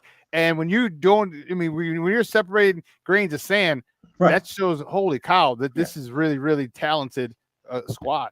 Unequivocally, I think we're at worst a top 7, top 10 at worst. I mean, that's like a bad season. That's because the offense maybe is struggling. The defense has to carry more of the load, and they're getting extended. That's at worst. At best, I see. I feel we're top 3, and I'm trying. Sometimes it's hard for me to remove the. It doesn't seem like it's hard for me to remove the Bear fan because I'm always critiquing, but it really is. I really have to keep my Bear fandom subdued and really be as objective as I possibly can. And it's hard not to let the fan, but I like when I look at it, I'm really hard pressed to not see us be top 3 because, and I'll say this, even with the little bit of the weakness to talk about on the defensive line to some degree, because we're really good against the run. I'm not really worried about that. It is that consistent pass rush because our offense is so much better potentially than it's ever been. That's going to take a lot of pressure off the defense. So the defense can play a lot more unfettered. You look at what Kansas City has done since they've won their Super Bowls. The last 2 they've won a little bit differently. The offense, that last year, the defense really carried that team a lot of ways. I'm not saying that Mahomes, I'm not knocking Mahomes, so don't go there. He wasn't on the bandwagon for a joyride, no. No, not at all. Mahomes is a closer. He's the ultimate closer right now, bar none. But, Chris Jones, that was a big reason why they won that Super Bowl. Yep. A big reason why they win a lot of games, that they won a lot of close games last year. And that secondary is really shown to be a young, upcoming secondary. And the defense, let's just get better. And again, coaching matters because the defensive coordinator hasn't changed. But the Super Bowl they won the year before, you could say it was more because of the offense, some year, or more Mahomes-laden type kind of stuff. The defense was there, but Mahomes was making plays. The guys were making catches, that kind of stuff. Travis Kelce, and so forth. But because the offense can put so much pressure on you, that defense didn't have to. The defense can just play one side. They don't have to worry about playing offense, or you don't have to worry about playing the run and the pass. They could just play the pass a lot of times. That's how the Colts won their Super Bowl when they had Peyton there. It's really that offense puts pressure on you. And I think the Bears here, the offense isn't going to put pressure on you so much this year. It will as it progresses, but offense is going to be good enough that the defense won't have to be overextended. And because of our special teams, the punter we got, the ability to place that ball, where he wants to and use field position to our advantage, that type of complementary football where we talk so much about but we have never seen, we're going to see it in all 3 phases: special teams, offense, and defense. And that's why I think this defense can be a top 3 defense, because they won't have to be overextended. Guys, again, we're joined by Glenn Morgan from NBC Sports Chicago, talking Bears football here on Shawn and Maya in the morning on Sports Zone Chicago.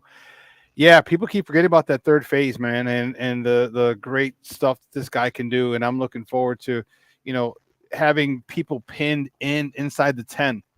I mean, when you got to come out of the shadow of your own goal line, sphincters tighten. I mean, it's just, from offensive coordinators to the quarterback to the receivers to the running back, like offensive linemen especially. I can't have a hole, because if I have a hole, it's a safety, and we got 2 points. We got to kick the ball away. So there's a lot of good things that happen when you pin people in. One bad snap, all these bad things can happen for offenses.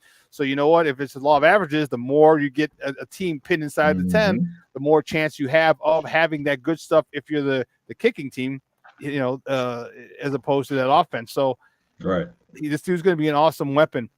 So now let's go back to obviously the 800-pound elephant in the room is Caleb Williams. How have you liked his progress to this point? And, where do you think he can go this season? Yeah, they probably should have just drafted Jaden Daniels. I don't know if this Caleb guy's going to work. Yeah. Should have drafted Austin Reed with the number 1 overall pick. Austin Reed should have 1 overall pick. Caleb is epitomizing in a lot of ways, at least at this, what we've seen so far, what you want your franchise quarterback to encompass, and that's off the field and on the field.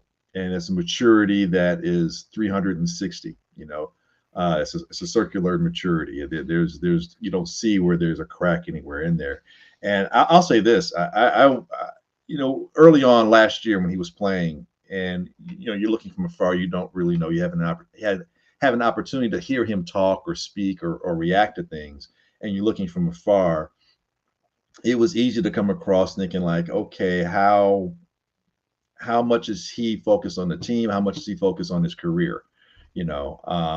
And then the Notre Dame game, I never really knocked him for in terms of his reaction, because I felt like, man, that dude felt like he was probably trying to get another Heisman. Like a lot of his hopes were dashed at that moment, it seemed, and that was a very authentic response to me. We see it in March Madness all the time.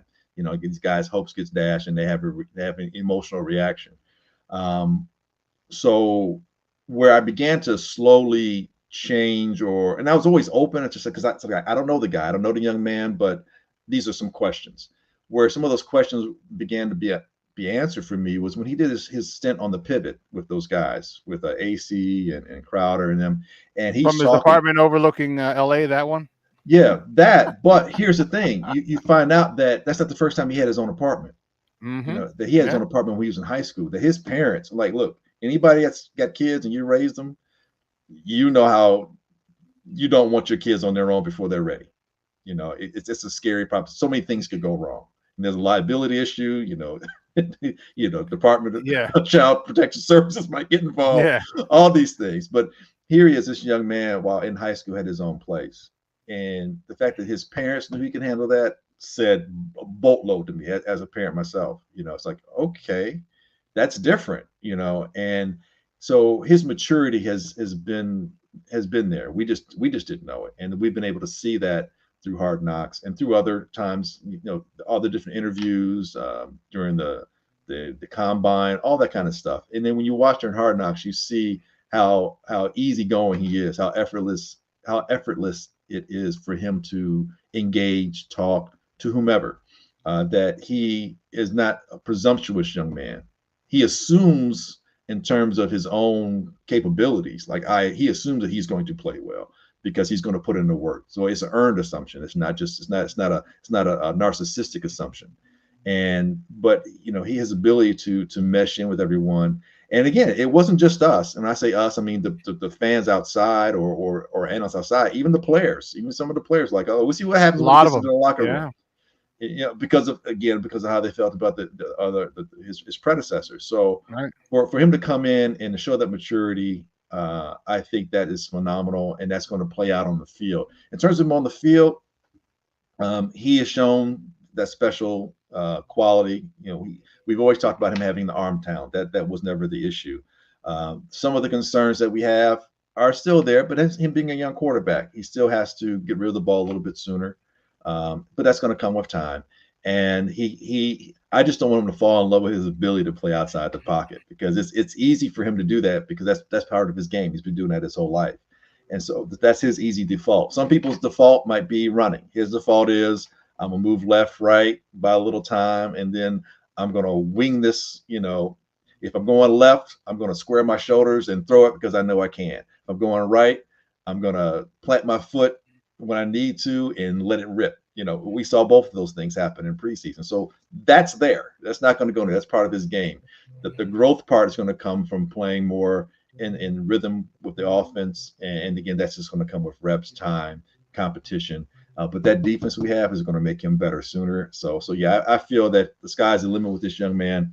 And I just hope that the Bears do everything they can to continue this growth. And again, I go back to coaching matters. This coaching staff, Shane Waldron, what they're doing with the offense. And I prefaced it before when I talked about this was the best, deepest quarterbacking room that I've seen. All those guys understood what they needed to do. I felt confident watching all of them play. I wanted to see more of them. I wanted to see more ripping. I wanted to see More Reeves, I initially was like, okay, are they gonna let Bajan play? Okay, he played. I'm like, all right, that's cool. All right, good. He's shown me that he's progressed, and for Bajan, it's important because it's a new system. I mean, it's new for everybody, but he was here with the previous regime. You know what I mean? So sometimes, getting rid of what you learn as a professional in your, infantile, in your infancy, your first season, and now you got to wash all that. Come Well, right luckily back. it wasn't a new system. They had maybe a couple different concepts, but the basis was the same, both West Coast stuff. So Right. well, you probably just had to learn like new terminology. Like instead of this, it's called this. Like, oh, okay, cool, I get it. But Bajan, to me, he looked so polished, comfortable. Mm-hmm. It reminded me of watching his college tape. Yeah. All right, where he knew he was the man, he was the shit. I'm gonna throw 3+ touchdowns this week just because I'm Tyson Bajan. And he had that, not arrogance, but that confidence that, it's oh, don't worry, you want to do this? All right, I got you. Hit, boom, touchdown, corner the back of the end zone because that's the soft spot. That whole thing, watching him, he looked, his feet were never happy. He was just calm, cool, collected, and it just showed that, it's tough. He got through that first year. He started 4 games. It went 2-2, and now, dude, he is comfortable. I'm so happy. I wish for him a career like Chase Daniels or better, one monetarily too. But I think if he stays here, like, he'll never get a shot unless Caleb gets hurt. And there may come a point in time where another team says, a contract, they're like, hey, we want you to fight for our starting job. And I hope it's not for 4 years down the road, or 3 more years, whatever.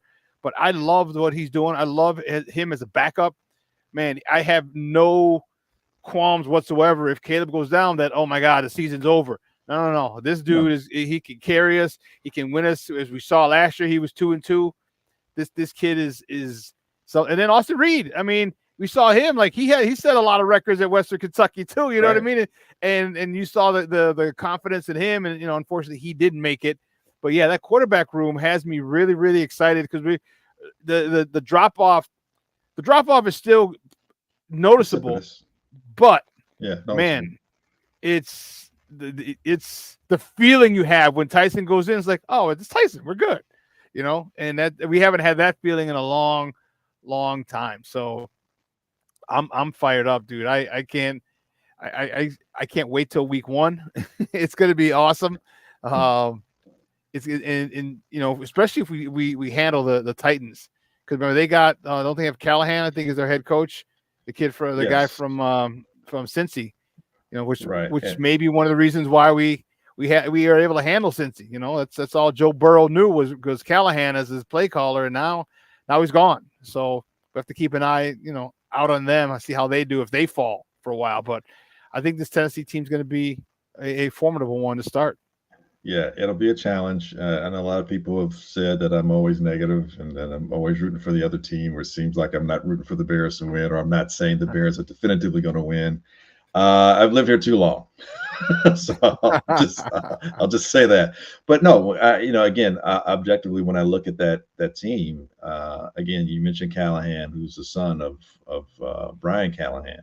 I mean, I'm sorry, Bill Callahan. Excuse me, the son is Brian, the dad is Bill, and Bill's a longtime NFL coach. Took the Raiders to the Super Bowl, lost to Gruden in Tampa Bay, but I think they had it in. He just coached the Raiders the year before, so he pretty much knew everything they were going to do. But that being said, I think one of the best acquisitions that the Titans made was getting Bill Callahan to be part of that coaching staff. And you look at Tyler Boyd coming over, who already knows the system, who was a receiver with the Bengals, to fill in his role slot. Calvin Ridley, who coming back from after being gone for a year, still put up over 1,000 yards and 76 receptions and I think 8 touchdowns. And that was considered like a so-so kind of year. You look at the offensive line, what they've invested in over the last couple of years. They got Cushenberry to be their center. They drafted Skoranek from Northwestern last year, and this year J.C. Latham. Not to mention the holdovers they had on a pretty good line as it was already. And you look at the change in running back. Now they're more explosive teams. So there's no more 3 yards in a cloud of dust, or 3 yards and Derrick Henry carrying you for about another 20 yards with the stiff arms. Now you've got Pollard and Tajay Spears. And you've got more explosive guys who can run and catch the ball. So when one or the other is in the lineup, you don't know if they're running or passing because they both are very complementary players. And then you look at a young tight end, and I apologize, I'm not going to pronounce his name. I have to see it in front of me to pronounce it. But he is one of the more athletic, young and up and coming tight ends. So they're really, and then I didn't even mention Hopkins because he may or may not play, but they have him as well. And Will Levis, his first game as a pro, I think he threw 3 touchdown passes to Hopkins. So, there's some, and you have a guy who's played some already in NFL and has won some games and been in close games. So he was athletic, young, strong quarterback. He can also run with the ball. So there's another element that we have to consider too. So I'm not saying any of these things means we can't win. I'm saying don't go in thinking that it's just a crappy Titans team. It's a different team. And guess what? Nobody's really seen them play. Preseason doesn't count as much because everybody holds stuff back. So we don't really know what they're going to look like. It's going to be like, the first time 2 boxers get in and haven't seen these play. It's going to be a lot of jabs thrown until the team is ready to really be able to win it and give that knockout punch. And their defense, it's not a snoozing defense either. There's no weakness on their defense. And I think they got L'Jarius Sneed from Kansas City is one of their lockdown corners. The other corners they have are very solid. Secondary is solid. I mean, Byard used to be on a team. They let him go. So they felt good about letting him go. So that means that they should be okay. They feel they're okay in their secondary and their safety position. And the defensive line, Simmons is a handle. Jeffrey Simmons is a handle to hold, man. I mean, he's going to be difficult to block. And if there's any weakness on our offensive line right now, arguably it's the interior to some degree. So yeah, it's not going to, it's going to be, hey, we have met Holmes and that's to our advantage, but it's not necessarily going to be a cakewalk. But then again, Will Levis, he's a young quarterback, a couple of pick 6 that can change the game around like that. So yeah, they're gonna come after our young quarterback just like we're going to go after their younger quarterback. And the best defense that can make the other team blink is probably going to win this game. But all the things that you said about them, you can say about us too. And that's the awesome part. Like they haven't seen us, all right? And I know the system's the same, but they didn't open up that playbook. They damn sure didn't. In that long pass to Rome Odunze, that was on a scramble drill. So that wasn't actually the route. The route he going to the sideline, turned it up, and that's when Caleb hit it. So yeah, and that's what makes this week 1 game so exciting. Yes, like because okay, who's gonna show their ass first? Like, all right, you got this concept deep, because we're like you said, everyone hides stuff, and it seems to me, I get the feeling that Caleb is like chomping at the bit. And because he wants to open it up, because you got receivers that you could open it up with, but you can't do it in the preseason. And I think I said before, like as long as Shane Waldron has told him, look, master that short game. All right, master that short game, and you will become a superstar. Because if you master that short game and things go wrong, we saw what he can do in a scramble drill. Him and Rome Odunze, we didn't get to see Allen or DJ Moore with him in a scramble drill yet, but Lord have mercy, if you master that short game, all right, we're not going to ask. We're going to win because of you, not with you, not because of you early on. Just let it develop. If he's cool with that, wow, this offense is going to. Dude, we're putting up 30 points. We weren't even trying. I mean, like I was like, we're going to put up 30. Boom, 30, 30, 30, 30, 30. Like goodness gracious. I mean, 30 points is not going to be a pipe dream for this offense, especially with his defense and the punter giving us shorter fields. 30 points a game is not going to be so far-fetched to average that. Dude, that'd be crazy if we can get there. I say we will. Crazy year 1, but I think 24 and a half is attainable. I said 26. I was thinking 26. I'm like, they'll get a couple 27. I said 26 points a game is where I thought they would average. And wow, again, it's going to be one hell of a ride, man. If you're only giving up 12 and a half and you're scoring 24 and a half. No, if you're only scoring 20 and you're giving up 12. Let's see. I'm not a mathematician, but that's a lot of wins. That's a lot of wins. That's a lot of wins, man. Hey, Glenn, great stuff, buddy. I appreciate it. Do me a favor, let everybody know where they can find you online. Hey, like you said earlier, you can find me on Twitter, because I don't refuse to call it X. You can find me on Twitter, or the otherwise known and named as X. Real Glenn Morgan at True Glenn Morgan. For the time being, for the next month, NBC Sports Chicago. We'll have a moment, and just here on the friendly airwaves, so to speak, streaming waves of shows like yourself and other shows on YouTube and what have you. So yeah, man, just out and about, just type in Glenn Morgan, GLYNN Morgan on YouTube, and I'll pop up there. Cool, man. I'll reach out, man. I'll reach out as well, because I know you. Is this the last week for? No. We got until the end of the month, until the baseball season's done. So September. Oh, 3rd, okay, yeah. Technically September 3rd, but actually for football night in Chicago, this is next week's the last week for football night in Chicago. Okay. All right. Or no, I'll take that back. This week's the last week for football night in Chicago. After this week, it's gone by the wayside. So, but we'll still be commenting here and there, and I think I'm pretty sure the Undercenter podcast might still be doing some stuff as well. So may pop up in there, and Ken Davis and those guys, and Josh Schrock, those guys, and Alex Shapiro, those guys do a great job. So if you get a chance, check them out too. Excellent, great stuff, buddy. I appreciate it, man. You have a great day, and we'll definitely be in touch. Oh, without a doubt, bro. Appreciate you. Hey, I still gotta get lunch from you, man. Yo, yes. When you came out, I'm thinking, what am I doing Thursday? We definitely got to go back and hit that spot up. We'll talk soon, man. All right, brother. Appreciate you. Thank you. Yep. Bye. Guys, that's Glenn Morgan from NBC Sports Chicago. Great stuff, man. We could have been talking for another hour, man. Just football talk with good football people. I love it.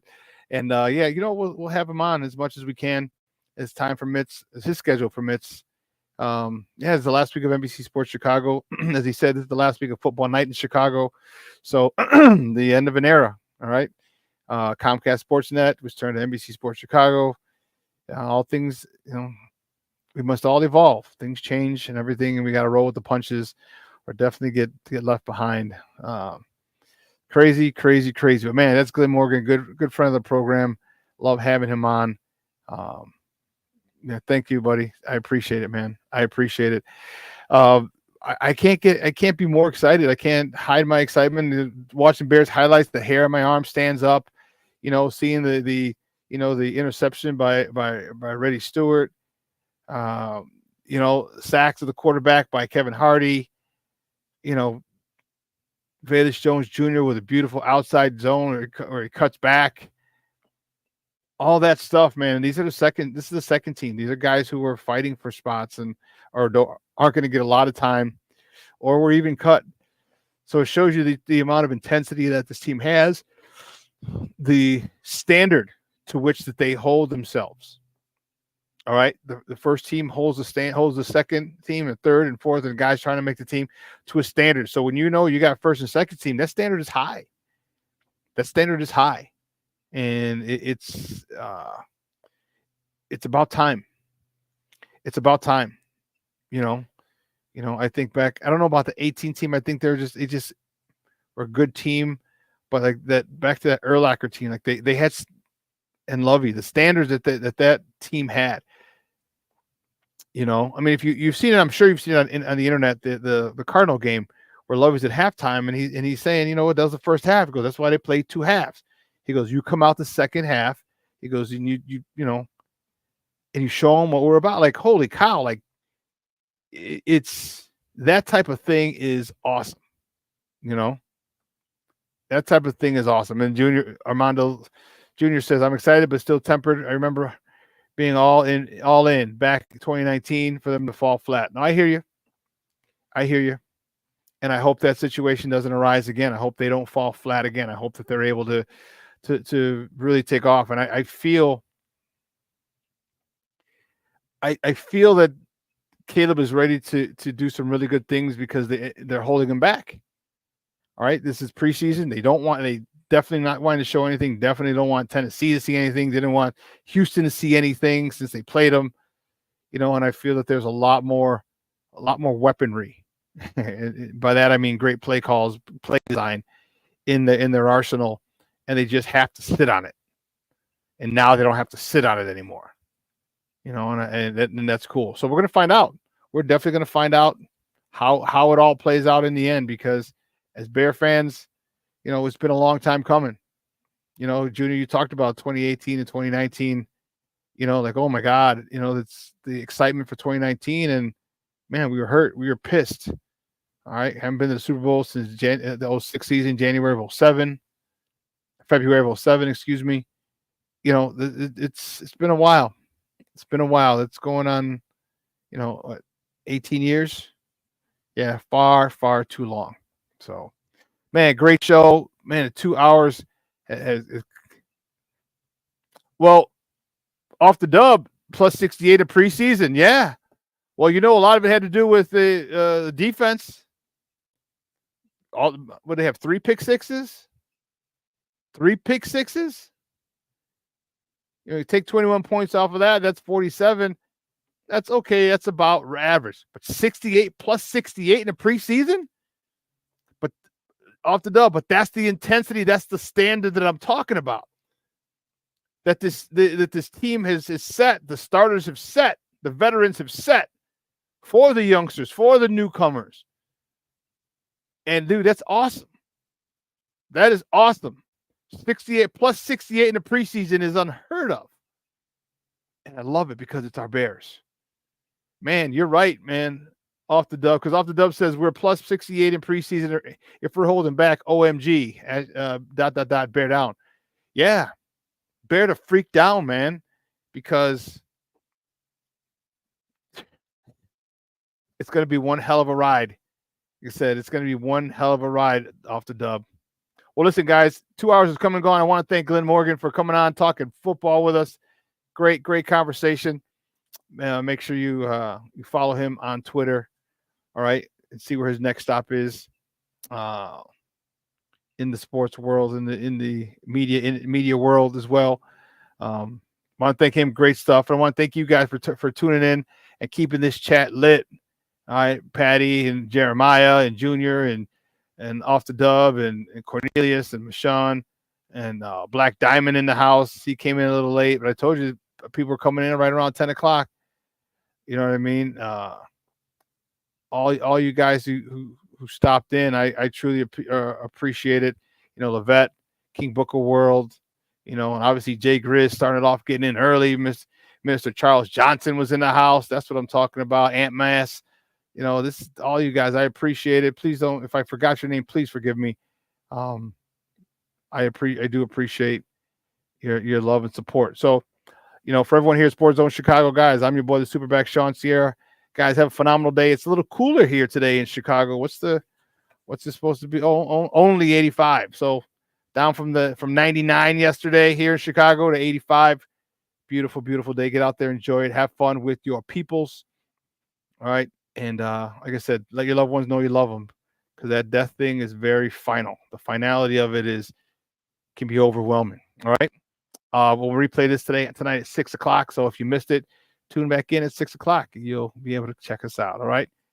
For everyone here at Sports Zone Chicago, listen, I'm your boy, the SuperBack, Shawn Sierra.